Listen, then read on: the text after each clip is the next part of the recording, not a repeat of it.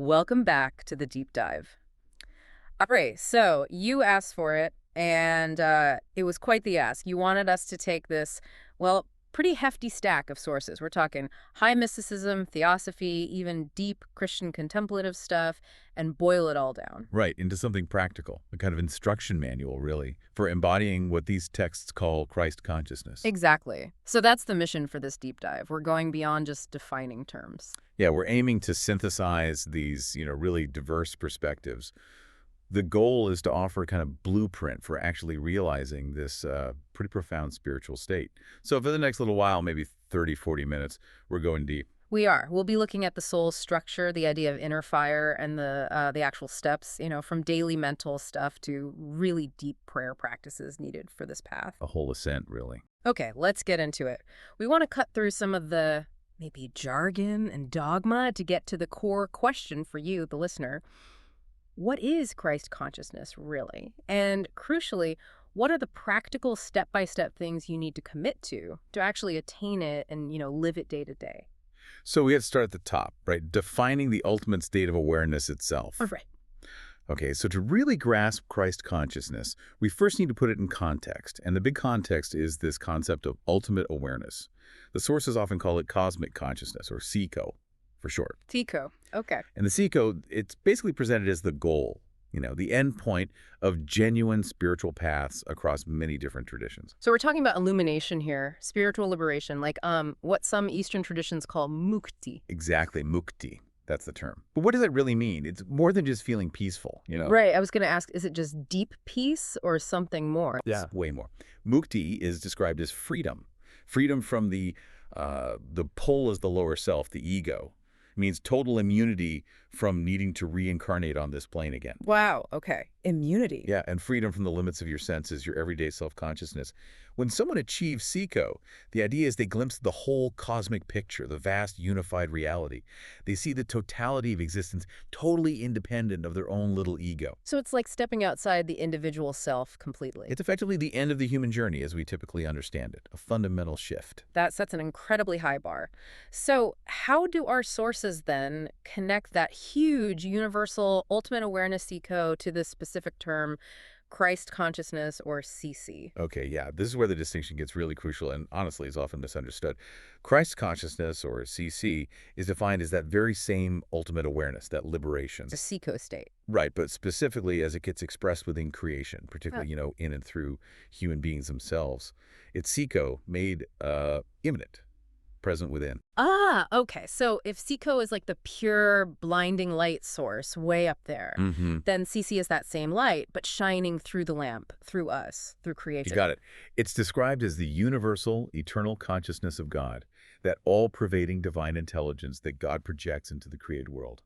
That makes sense. The sources even link this to Christian scripture sometimes, right?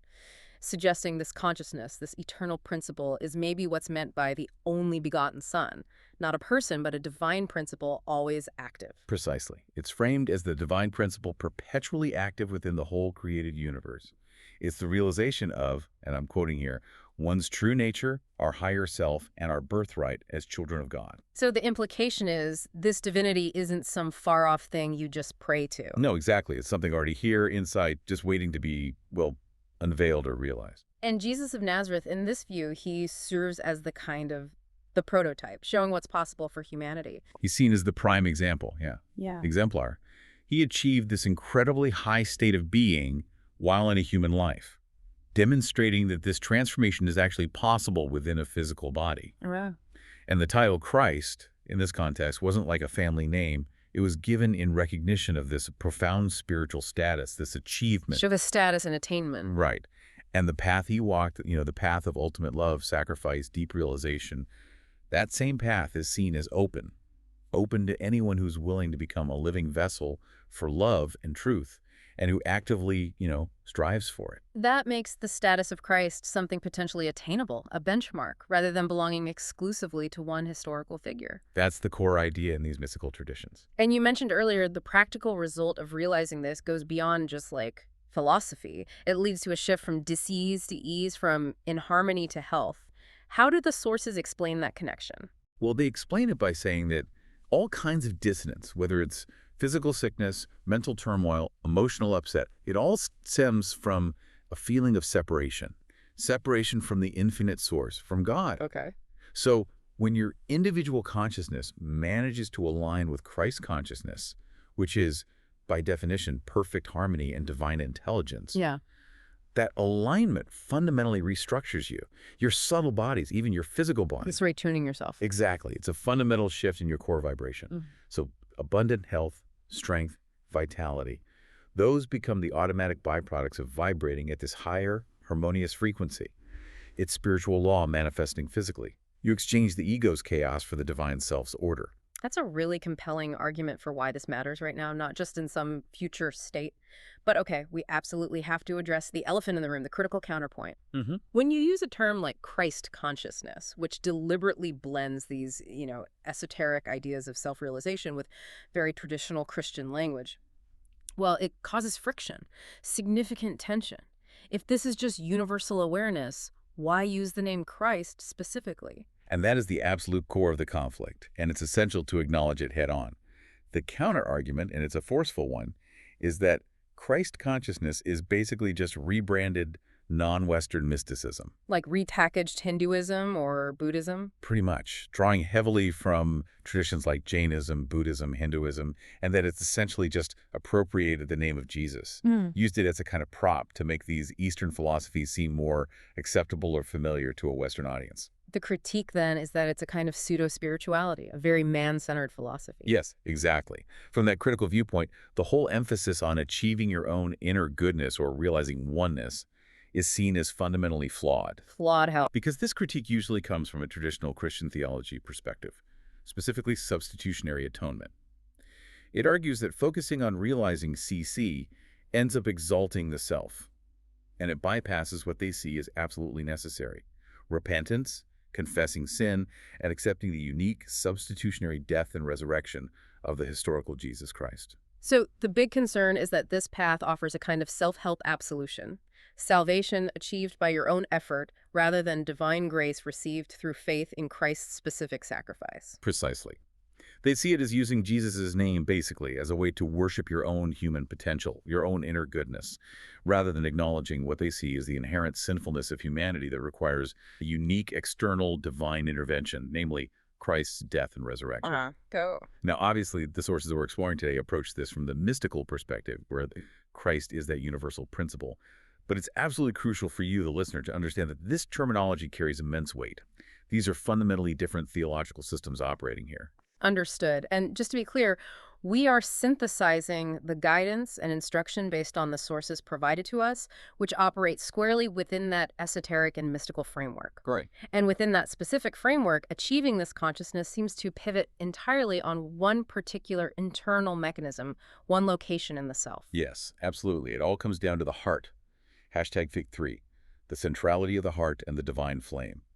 The sources are, well, completely clear on this. The mind, it's a great tool, an excellent instrument. But the heart is the master.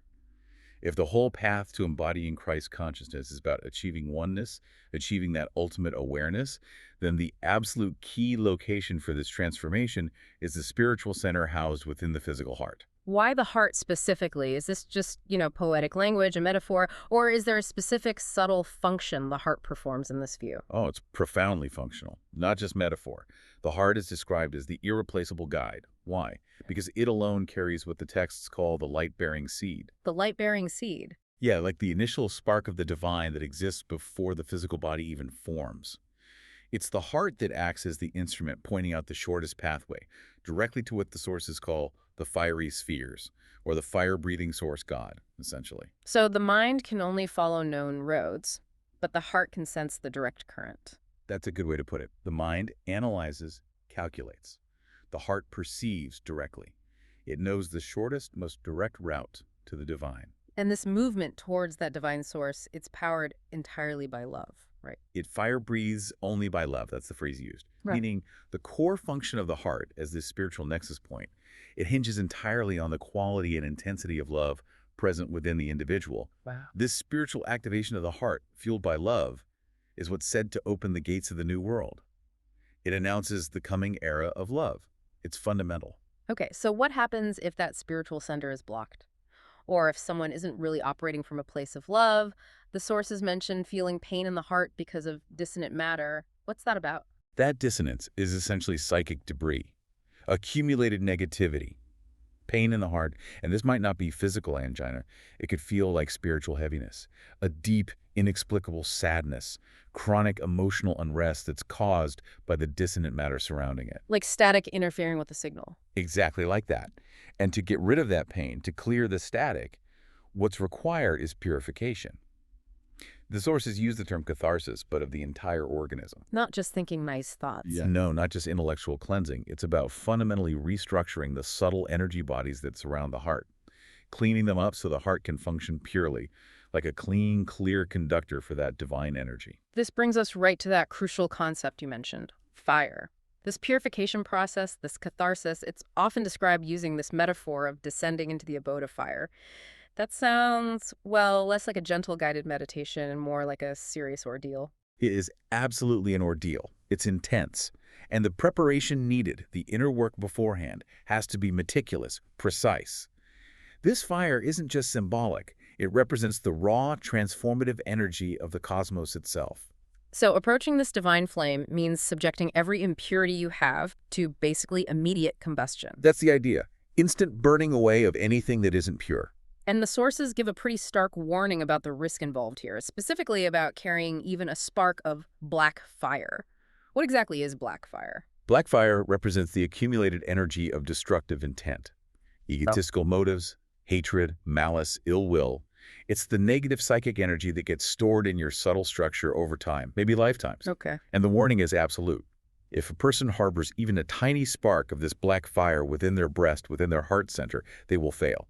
They cannot cross the fiery border into the higher states. Fine. Because the divine fire instantly consumes anything that's dissonant with it. And if the majority of your being, your inner energy, is made up of this black fire, the result isn't illumination. It's spiritual destruction, a burning away of what you've built negatively. So this implies that every single thought we have, every action we take, it's constantly changing the makeup of our inner structure, either increasing our inner light or potentially extinguishing the fires we've already managed to light. It's a constant dynamic process. Absolutely. The entire spiritual journey is presented as one of continuous inner transmutation. The sources literally describe the melting of our lower, grosser qualities, things like base desires, anger, envy, greed, into the higher ones like love, compassion, wisdom. Melting. Where? Specifically in the inner fire. This is the refined energy you generate through pure intention, through focused spiritual effort, through prayer from the heart.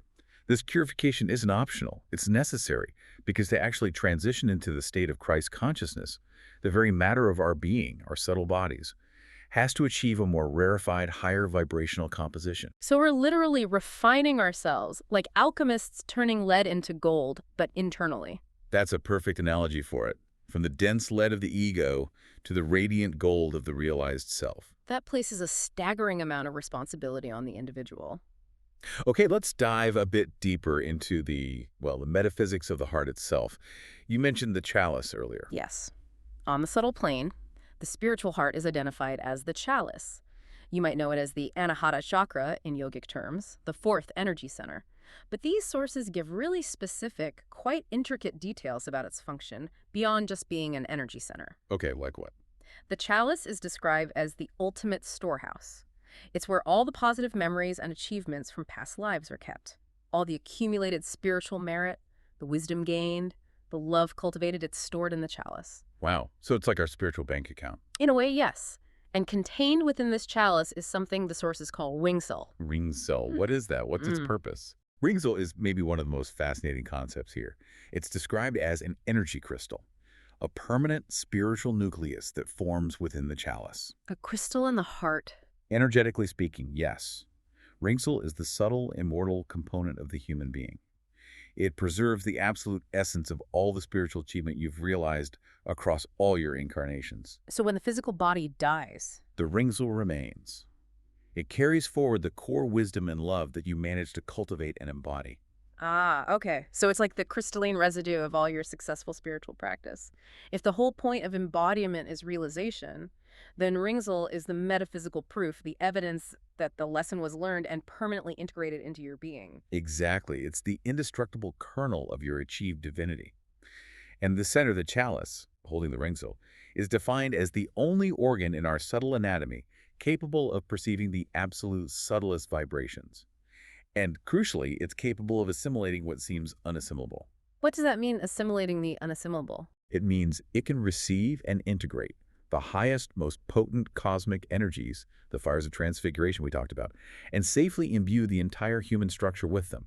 The rational mind can't do this. It hits a limit.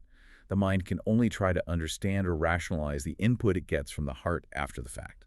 So if the mind primarily serves the ego, the heart serves the infinite, the divine. It really sounds like the entire project of embodying Christ consciousness is about staging a massive shift in who's in charge internally. It is the ultimate coup d'etat within the self. Yes. Yes, the emphasis is profound. The sources call the heart the perfect device, the touchstone for the science of the future. The whole direction of evolution, they say, is towards a world where humanity's center of gravity shifts permanently, Mm. away from the brain. And into the heart. Exactly. The mind then becomes a powerful, focused servant, an instrument used to express the will, the wisdom, the word of the heart, finally recognizing the heart's primacy. This internal shift is presented as the absolute metaphysical prerequisite for any true spiritual ascent. Hashtag Hedkofefe. Practical instructions for embodiment. The ascent. Okay, so we've set the stage. We have the cosmic goal, Siko. We have its human expression, Sisi. And we have the essential instrument, the chalice or the heart. Now, let's get really practical. Let's move into the specific, actionable instructions. How do you actually start this inner transmutation? Where does the work begin? Right, the ascent.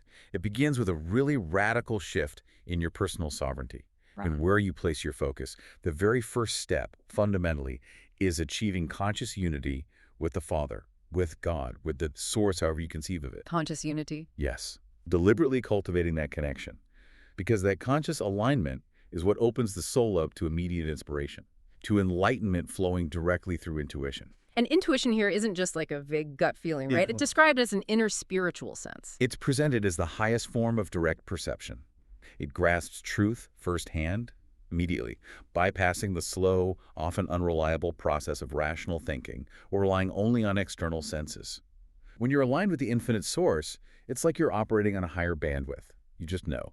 And this connection, this knowing, it leads directly to dissolving things like hatred and prejudice, based on that principle of oneness we discussed. Absolutely, it's a direct consequence. Mhm. When you truly realize the oneness of all life, really grasp that the same divine life from the one infinite source is present in every single person, every being then, prejudices, hatreds, all forms of spiritual isolation, they just become instantly irrational. That don't make sense anymore. Exactly. They cease not because you force yourself to stop hating, but because the foundational realization of that shared divinity completely eliminates the whole concept of otherness that breeds conflict. Okay, that sounds profound, maybe a bit abstract, but it's tied directly to practical action through the power of our thoughts. How literally should we take that instruction from the sources? Thoughts are forces. We have to take it with utmost literalness. Yeah. Seriously. Thoughts are described not just as ideas, but as living entities, actual forces that actively build and restructure our subtle energy bodies and, eventually, our external environment too. We're told very clearly, healthy thoughts are as essential to healthy bodies as pure thoughts to a clean life. Thinking discordant, negative thoughts is literally described as a form of self-poisoning. So managing your mind isn't just about, stress relief or positive thinking affirmations. It's presented as a fundamental matter of physical and spiritual hygiene. Precisely. You have to become, in a sense, a ruthless manager of your own mental output. The instruction is to actively expel thoughts of death, disease, decay, and especially all those discordant emotions. Hatred, malice, revenge, envy, jealousy. Expel them how? Just push them away. It's more about recognizing them when they arise, refusing to identify with them, and consciously replacing them with thoughts aligned with love, harmony, and divine order. Mm. Because those negative thoughts, they're the very seeds of that black fire we talked about earlier. They literally erect psychic barriers between your heart, your chalice, and the supreme guidance you're trying to connect with. If you're constantly harboring malicious thoughts, you're effectively creating a dense, toxic cloud around your own spiritual heart, suffocating the light within. Okay, that's a powerful image. Beyond just controlling thoughts, the sources demand control over the physical body, too. They even describe the everyday personality and its fleeting pleasures as a bad nightmare. That's pretty stark language. It is stark, and it's meant to be shocking, to wake you up. The instruction is clear. Control the desires of the physical body so that they do the bidding of your higher self, not the other way around where you're ruled by base biological drives. So it's not about hating the body. No, not hating it, but mastering it. This control isn't about asceticism just for the sake of self-denial. It's presented as necessary training wheels, essential discipline required to gain the immortal heights of godhood, as the text put it. Compared to the expansive joy, the power, the freedom of the immortals, the pleasures you get from the base personality, the ego, they're seen as transient, often destructive, ultimately unsatisfying, hence the bad nightmare metaphor. The body has to become the willing servant, not the demanding master on this path. That sounds incredibly challenging. If someone feels daunted by that, what's the fastest way forward? The sources mention that the path to the quickest ascent is also the shortest, the most dangerous, and the most onerous. Right, it's the accelerated path, Yeah. the direct route, and it demands total commitment, unwavering focus. The sources explicitly warn that any fear of progressive movement, any hesitation because it looks too hard or requires too much sacrifice, that fear automatically cuts you off from supreme guidance. You lose the connection. Instantly. The current of divine energy effectively bypasses you if you flinch. To successfully navigate this direct, challenging path, the advice is to take a good run before pushing off. Meaning gather your resolve, commit fully, and recognize that this life on Earth, with all its difficulties and limitations, is actually the perfect launching pad for the spirit. Don't resent the challenges. Use them as leverage. The spirit has to constantly maintain and even augment its own flaming power through continuous, intense, focused intentionality. No coasting allowed on the fast track. And this intense intentionality, it can't just stay internal. It has to translate into tangible action, into concrete labor. The sources say it's not enough to be a dreamer. You have to become a creator. Exactly. That's a critical point. Yeah. We ascend not just by wishing or hoping or meditating alone. We ascend by the focused actions we carry out with our physical human hands and feet, but actions informed by that inner connection. So it bridges the gap between metaphysics and reality. Precisely. It's the difference between having a lovely metaphysical theory and actually embodying Christ consciousness in the world. The instruction is to discard fuzzy earthly fantasies and commit to real physical action that is guided by divine will, by the heart's wisdom. #, structured mystical practices. Okay, so that sets the inner foundation. Now let's look at the specific structured practices the sources provide to help refine the heart and mind. Starting with maybe the core daily practices. What should someone be doing every day? All right. First and foremost, a dedicated daily practice is considered vital. This means setting aside time specifically for prayer, meditation, or contemplation, whatever form resonates with the explicit goal of consciously connecting with the love and wisdom centered in your heart. What might that look like practically? It could be as simple as sitting in silence for 15-20 minutes, just focusing your attention gently on the physical area of your heart, maybe noticing the breath there. Or it could involve practices like the prayer of the heart, known in Eastern Orthodoxy, which uses a simple mantra like the Jesus prayer, repeated gently to center the mind in the heart. The specific technique is less important than the consistent intention. Make contact with the chalice. Okay, consistency is key. And for navigating the challenges of daily life, making choices out in the world, there's a very simple guiding question mentioned. Yes, this is presented as the foundational ethical rudder for anyone on this path. When you're faced with any challenge, any decision, big or small, or any interpersonal conflict, you must pause and ask yourself, from the stillness of your heart, what would love do? What would love do? That question, asked sincerely from the heart space, is said to instantly cut through all the ego's usual motivations, fear, self-interest, anger, confusion. It cuts through the mental complexity and aligns your choices with the highest values, compassion, wisdom, unity. It allows clarity to emerge directly from the heart. That sounds simple, but probably incredibly difficult to do consistently. It requires constant vigilance, and it absolutely requires an unwavering commitment to forgiveness and compassion. Towards others and ourselves. Both. Absolutely both. Practice forgiveness and compassion relentlessly, towards yourself for your own shortcomings and mistakes, and towards others. And the sources offer a practical tool for this. Actively remember that everyone is operating under the limitations of their current level of spiritual development. They are doing the best they can from where they are with the understanding they have. That helps diffuse judgment. It does. When you catch yourself judging someone, criticizing them internally, the instruction is to immediately step back, consciously recall the shared divine spark within them and you, and deliberately choose a more loving, understanding response, even if it's just internal at first. Okay. Now, let's go deeper into the more structured path of ascent. The sources draw specifically from the Christian mystical tradition, particularly the framework outlined by Teresa of Avila. She talks about progressing through various stages or mansions of prayer. Can we unpack that? It seems like a detailed roadmap. We need to go beyond just listing the stages. What's the experience like moving through these profound states? Right, Teresa of Avila's interior castle is a classic map of this inner journey. She describes the soul's transformation through prayer, moving from very external, effortful practices towards the deepest states of infused contemplation, where God takes the lead. It's often structured as 7 mansions or dwelling places within the soul, but it represents a continuum of deepening prayer. Where does it start? It typically begins with vocal prayer, simply reciting set prayers like the Our Father or Hail Mary, and then progresses to mental prayer, which is essentially meditation. Meditation in what sense? In the sense of using your mind, your intellect, and your imagination deliberately. You reflect on spiritual truths, maybe scenes from the life of Christ, or specific virtues like humility or charity. Yeah. It's quite active, often hard intellectual work, focusing the mind. Okay, so it starts with effort. What comes next as the soul progresses? If the soul perseveres with discipline and grace, it can move into what Teresa calls effective prayer. Here, the focus shifts from thinking about God to loving responses towards God. There are fewer complex thoughts, more simple expressions of love, gratitude, or sorrow for sin welling up from the heart. Less thinking, more feeling. Exactly. And that leads towards the prayer of simplicity, sometimes called acquired contemplation. This is a significant transition point. The soul finds it can rest peacefully in God's presence with just a simple, loving gaze. It needs very few words, maybe just one word or image, to remain focused. The mind starts to quiet down significantly. It's still effortful, but much simpler. Okay, so up to this point, it's largely the soul's effort, aided by grace. Then we cross a threshold into infused contemplation, where God's action becomes primary. Precisely. This is where things get really interesting and transformative. The first truly infused state, according to Teresa, is the prayer of quiet.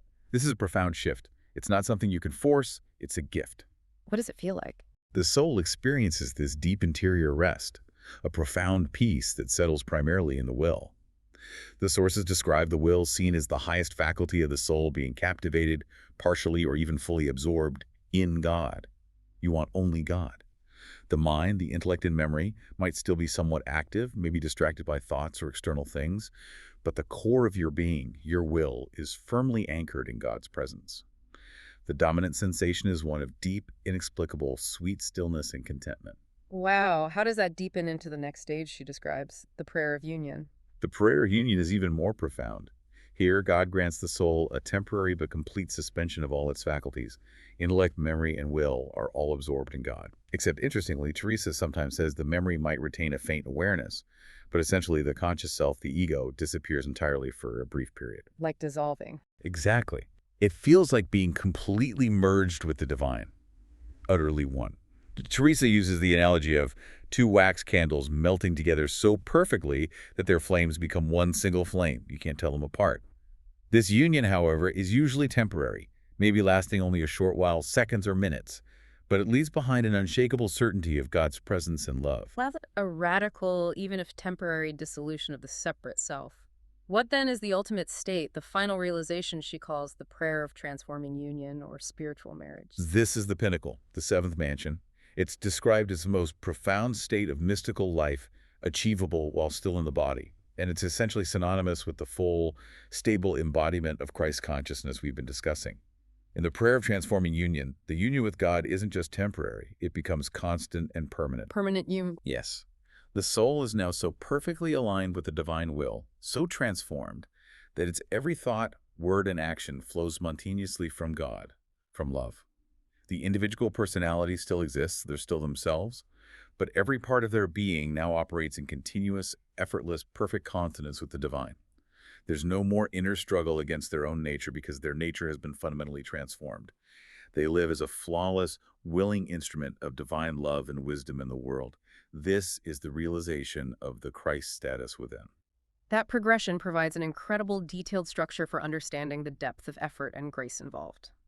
Now, alongside this very interior path of prayer, the sources also mention rigorous mental disciplines, some seemingly drawn from occult or esoteric schools, focusing more on how we engage with the outside world. The practice of listening uncritically to contradictory thoughts sounds particularly challenging. It is intensely challenging, yes.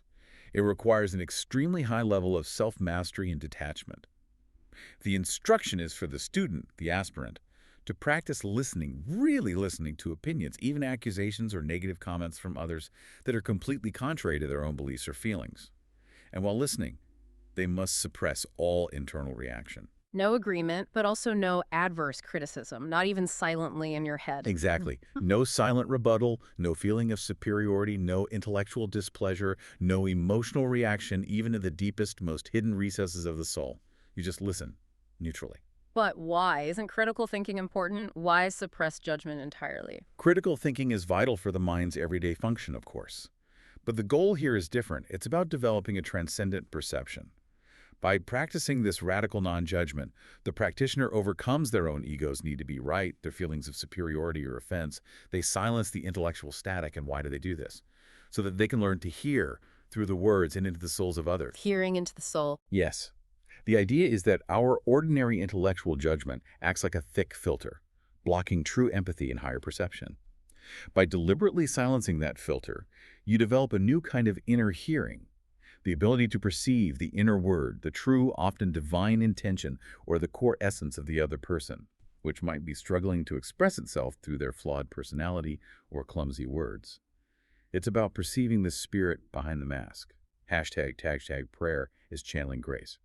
Okay, let's circle back for a moment to the actual mechanics of prayer, because it connects directly to what we said about thoughts being forces and the heart being the center. In this view, prayer isn't just asking for things. It's a powerful mechanism for channeling energy, for channeling grace.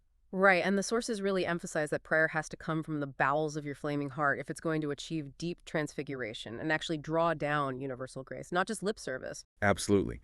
Superficial prayers, the ones you just recite out of habit, or maybe ones driven purely by intellectual desire or fear. They're said to only affect the very outer layer of your aura, your energy field. They don't penetrate deeply. To achieve real, deep transformation, the prayer has to resonate with genuine, intense, purifying emotion originating from the heart. It needs that fire behind it. Why is the heart's resonance so critical? Because prayer, in this model, attracts spatial currents, cosmic energies, by the principle of consonance. Like attract like. Can you explain consonance a bit more, maybe with an analogy? Think of it like tuning a very powerful radio or a magnet. If your heart, your inner state, is filled with low-frequency vibrations, things like chronic sorrow, deep-seated resentment, constant fear, then your spiritual antennae are tuned to that specific frequency. And what happens? You naturally magnetize more of those same kinds of energies, more sorrows, more difficulties, into your life experience. You attract what you are. Exactly. Mm. But conversely, if the quality of your prayer and the underlying state of your heart are purified and high, if they genuinely resonate with selfless love, with divine order, with beauty, with truth, then your heart acts as an incredibly powerful magnet for corresponding high-frequency energies. It brings the highest cosmic influences, the highest forms of grace, directly into your life. The Empyrean world, the fiery hierarchy we'll discuss later, they send their sacred fires based entirely on the vibrational quality being broadcast from your heart's psychic energy channel. So the quality of the receiver, your heart literally determines the quality of the transmission you receive from the cosmos. Precisely stated. And to help in tuning this powerful receiver, refining this broadcast, the sacred sound apram, or is referenced in the sources as a particularly potent key. Apram. Why is that sound considered so critical in the system? It's very well known, of course. Iasium is considered the primal sound, the primordial vibration of creation itself. It's seen as the access point to primary cosmic energy. In the specific system outlined in these sources, Aesium isn't just chanted casually. It's generated from the deep realization achieved within the chalice of the heart. It originates in the heart. Yes, from that core realization.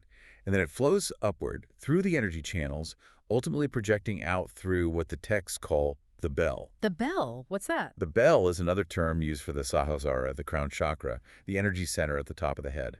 So the sound originates deep within the heart's chalice and resonates up and out through the crown bell. The entire subtle body ideally acts as a resonant chamber for this primal vibration. So it's not just making the sound with your mouth. Not at all. The sources explicitly state that the correct intonation and, more importantly, the correct intergeneration of Elchim from the heart's depths is a great secret in itself. This emphasizes that it's not just a casual chant. It's considered a high spiritual technology, used consciously to generate, channel, and direct the fires of transfiguration for purification and ascent. Hashtag TagJag V, Brotherhood, Service, and the Cosmic Plan. Okay, so this incredibly intense individual inner work, the purification, the heart focus, the prayer, the discipline it seems to naturally lead outwards towards culmination in service and action within a larger collective structure. It sounds like the path to Christ consciousness isn't meant to be a purely solitary, hermetic, or monastic journey after all. No, not at all, not in its fullness. The very realization of oneness, which is core to CC, logically mandates the outward expression of brotherhood. You can't realize oneness and then act like you're separate. Makes sense. And the sources explicitly acknowledge how incredibly heavy the burden of this intense spiritual work can be. They state quite practically that if you find yourself exhausted on the path, utterly depleted, then co-workers, collaborators may actually be sent by the Lord, by the hierarchy, to help you share the load. Help is available. Yes, but this cooperation requires real vigilance from you. The texts say you must zealously safeguard those who show genuine willingness to cooperate with you on this higher level. Safeguard them how? Why? Because true spiritual cooperation, the kind that genuinely advances the work, is founded entirely on consonant hearts, on vibrational alignment. If someone is genuinely working with you in spiritual alignment, they are amplifying the divine current, making the work more effective for everyone involved. Sabotaging that or allowing dissonance to creep in through carelessness or ego is counterproductive. So you protect the harmony. You protect the harmony. The ideal state, the goal, is realized only when we consistently learn to recognize the God, the divine spark within everyone else. That recognition naturally leads to living together in genuine brotherly love and effective mutual collaboration. That's how oneness manifests physically in the world. And even the nature of work itself transforms in this context. We're told that to truly join the divine union, you have to apply serious effort to what's called fiery labor, using your actual human hands and feet. And then there's that powerful statement, labor is our prayer. Yes, that elevates physical work far beyond just mundane necessity or earning a living. Fiery labor means engaging in all necessary human effort, whether it's your professional job, your domestic chores, humanitarian work, creative pursuits, anything but doing it with the same purity of intention, the same focus, the same intensity of spirit that you would ideally bring to your most sacred prayer or meditation. So every action becomes sacred. If you choose to make it so. If every mundane act, from washing dishes to writing a report, is executed consciously as an offering of love, wisdom, and service, then your entire day becomes a continuous invocation, a prayer in action. You're literally transforming matter, infusing the physical plane with spiritual energy through your work. That's a profound reframing of daily life. And there's a simple, very practical daily practice prescribed to help cement this recognition of brotherhood in everyday interactions. Yes, it's presented as an essential discipline for anyone serious about this path. Throughout your day, as you interact with people, colleagues, family, strangers on the street, silently, within your own heart, say to each person you contact, I acknowledge the Spirit of God in you. Silently. Silently. It's an internal practice. This silent acknowledgement does a couple of things. First, it forces your own ego to step back for a moment. Second, it trains your consciousness to actively look for the divine spark in the other person, past their personality or appearances. It effectively reinforces that core principle of oneness with every single human interaction you have. We talked earlier about how damaging negative thoughts are, especially hatred. The concept of oneness seems to link directly to that universal law the sources mention. He that takes the sword shall perish by the sword. It's the cosmic mirror effect, amplified by oneness. The moment you entertain thoughts of hatred, malice, judgment, or revenge towards another person, you are, from this perspective, launching psychic swords or darts of negative energy. Okay. But because of the fundamental principle of oneness, that we are all interconnected in the one life. Those destructive forces don't just hit the target, they go out into the shared energy field, and they immediately, inevitably return to you, the sender, often magnified. Karma in action. Instant karma, in a sense. This demonstrates why hatred is viewed as the ultimate act of self-destruction in this framework. It immediately contaminates the source, your own chalice, your own heart's connection to the divine. You literally poison yourself with your own negativity towards others. Now, all of this immense individual effort, this striving for purity, and this conscious attempt at collective brotherhood and service, it's not happening in a vacuum. According to these sources, it's all being observed, guided, and even coordinated by a vast, highly structured, intelligent organization, the fiery hierarchy. The fiery hierarchy. Hashtag, the role of the fiery hierarchy. Okay, the fiery hierarchy. This sounds less like an abstract spiritual idea like angels and more like a functional cosmic government. Is that the right way to think about it? Who are they and what exactly is their role? Cosmic government is actually a term used. The fiery hierarchy is described as the operational network of this cosmic government. They aren't just vague, wise spirits. They are depicted as active administrators of cosmic law and evolution, extending deep into creation, far beyond just our planet or solar system. And their purpose. It's monumental. They are said to resolve issues related to cosmic construction, the ongoing building and evolution of universes. And they act as the ultimate defenders and enforcers of the one law of creation, the fundamental principles upon which everything operates. So how do they interact with humanity, with individuals striving on this path? Is it based on prayer requests? It's based on a much more rigorous assessment process than just prayer requests, according to these texts. They're said to observe potential candidates, individuals showing spiritual promise, for potentially thousands of years before deciding to take on the immense responsibility of direct guidance. Thousands of years. That's what's stated. And the basis for cooperation, for receiving closer guidance and eventually ascension, is based solely on consonant hearts, on achieving that vibrational alignment we keep talking about. Merit, purity, readiness. How do they test this readiness? Closer collaboration is usually preceded by a series of trials. These might not be dramatic external events. Often they are subtle tests transmitted through simple, small tasks that arise in your life, or even through inspired thoughts that enter your mind. These are designed to test your purity of motive, your obedience to inner guidance, your focus, your selflessness. And what happens if a candidate is, say, negligent? If they ignore these small tasks or inner promptings? The consequence described is quite direct. You get left behind, essentially. Your progress stalls until perhaps a new opportunity arises, maybe much later, for a final test of your spiritual maturity.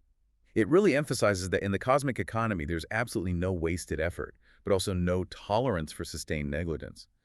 Every small effort towards the good is noted and valued as evidence of genuine commitment. Every missed opportunity has a consequence. It sounds incredibly meticulous. It does. And while the overall path of spiritual evolution is acknowledged as being naturally very long, spanning many lifetimes, the sources stress that its length can be significantly shortened. If the sacred currents, the grace, the energy, the guidance channeled by the hierarchy manage to settle upon fertile soil, and that fertile soil is, again, the purified, receptive, dedicated heart. A ready heart accelerates the whole process dramatically. And the ultimate goal of all this guidance, this hierarchy's work, it seems connected to the destiny of our planet itself, not just individual souls. Yes, very much so. The grand mission, as described, is for our entire planet Earth to eventually be completely transpierced, saturated by the highest rays of love, wisdom, the full vibration of Christ consciousness. And through that process, to bring humanity forth in its full divine potential, its collective strength and glory. That's a huge vision. It is. It's symbolized often as the mystical union of the great polarities, the masculine principle, spirit, and the feminine principle, matter, finally merging into a single harmonious whole. That whole is called the Sun of Love, achieving perfect balance and radiant harmony on a planetary scale. That's the ultimate planetary goal being worked towards. Hashtag tag the stakes of spiritual evolution. Okay, to really grasp the urgency behind all this inner work, this need for purification and alignment, we need to touch upon some specific and frankly quite startling cosmic data points provided in your sources regarding the actual stakes involved in this evolutionary process. Let's talk about the claim related to the Last Judgment. Right. This information comes specifically from esoteric sources within the Agni Yoga tradition. It provides a very particular and quite quantifiable framework for assessing humanity's collective spiritual progress, framing it within an ongoing process they term the Last Judgment. This isn't necessarily a single event, but an ongoing sifting process happening right now in the material world. And there's a specific statistic mentioned. The number is 1/6. That is the specific claim reported in the source material, yes. They stated, giving a reference date of July 19, 2017, that as a result of this ongoing sifting, approximately every sixth person alive at that time belonged to the light, 1 in 6. which they calculated amounted to roughly 1.25 billion people out of the estimated 7.5 billion incarnated inhabitants at that time. These are the individuals who, according to this view, have essentially solidified their commitment to the forces of light, to the path of ascent. What's the significance of putting a number on it like that? I think it's meant to place the individual struggle, your personal efforts, into a much larger, ongoing cosmic context. It suggests we are all, right now, actively participating in this planetary level separation process, this sifting based on our core choices and vibrations. We're constantly moving, individually and collectively, either towards or away from that divine flame, that source. What happens, according to these texts, to those who consistently choose darkness, those who move away from the light? The choice you make, the dominant vibration you cultivate, especially the state you are in when you leave the earthly plane at death, is deemed absolutely crucial because it determines your destination, your next sphere of existence. Those who are said to choose darkness, meaning they fully lose their inner luminosity, their connection to the heart's fire, their capacity for purification. They lose the ability to be reincarnated back here on Earth. Earth is like a school, and they fail to graduate. Where do they go then? They are naturally drawn by vibrational affinity to other spheres in the cosmos that correspond to their true, heavy, dense essence. The sources specifically mention the planet Saturn as one potential destination for such souls. Saturn. Why Saturn? Saturn, in this esoteric cosmology, is often characterized as a sphere of density, limitation, coldness, and isolation. It's a place where consciousness, corresponding to that very low, materialistic, self-centered vibration, must continue its existence and potentially work through its issues under much more restrictive conditions. The key takeaway is that Earth is seen as a precious, unique launching pad for spiritual growth. But if you consistently fail to launch, if you choose density over light, your fate is described as being far more restrictive and challenging than simply experiencing physical death and coming back. That is a profoundly sobering perspective on destiny. Your core spiritual inclination, the choices you make now, don't just determine the quality of your next life, but potentially the very sphere, the very planet of your future existence. That's the gravity of this situation as presented in these texts. Hashtag tag check 6. Conclusion and provocative thought. So we've covered a lot of ground in this deep dive exploring the guidance and instructions for embodying Christ consciousness. We defined it not just as a historical figure, but as cosmic awareness expressing itself through humanity.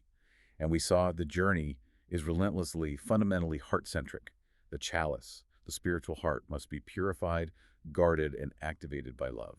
Right. And the path demands constant active purification, that melting of the lower qualities in the inner fire you spoke about. It requires intense inner discipline, ruthlessly expelling those dark, discordant thoughts, mastering the body's base desires.